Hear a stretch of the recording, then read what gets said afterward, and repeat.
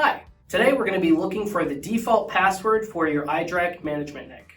First thing we're going to want to do is locate your Vault server. If you want to go see a video on that, you can go ahead and watch that over there. Once you have found your server, most of our Dell servers have on the very right hand side a little flap located at the very bottom. There's going to be a blue strip that you can kind of use to identify. You can actually pull that out, and there's going to be a black plastic tab that'll pull out. It's very flexible, so you should be able to flip it up and down.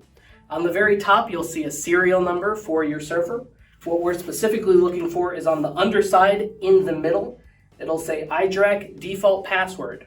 You can either take a picture of this, or you can write down that number to supply for your technician, or just for yourself. But that information will be right there. And then when you're done, you can go ahead and put that flap right back. You should be good to go.